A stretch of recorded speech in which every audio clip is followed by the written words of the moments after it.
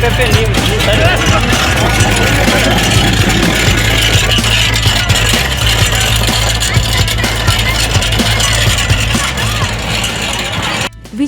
ಜಿಲ್ಲೆಯ ಕೊಲ್ಹಾರ ಪಟ್ಟಣದಲ್ಲಿ ಮೇಕೆಯೊಂದು ಬರೋಬ್ಬರಿ 2 ಕ್ವಿಂಟಾಲ್ 60 ಕೆಜಿ ಭಾರದ ಗೋಧಿ ಚೀಲವನ್ನು ಎಳೆಯುವ ಮೂಲಕ ಗಮನ ಸೆಳೆದಿದೆ.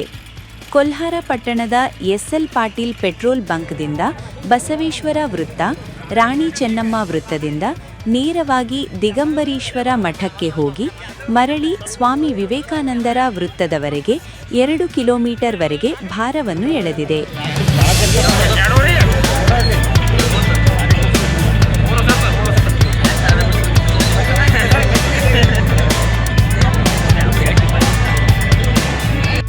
ಭಾರ ಎಳೆದ ಮೇಕೆ ಕಂಡು ಸ್ಥಳೀಯರು ಆಶ್ಚರ್ಯ ವ್ಯಕ್ತಪಡಿಸಿದ್ದಾರೆ.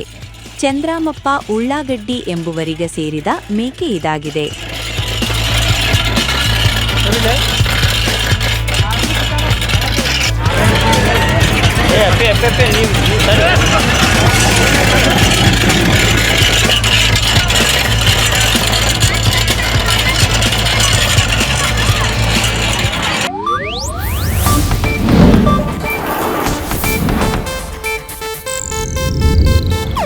ಇದು ಏಷ್ಯಾನೆಟ್ ನ್ಯೂಸ್ ನೆಟ್ವರ್ಕ್ ಪ್ರಸ್ತುತಿ.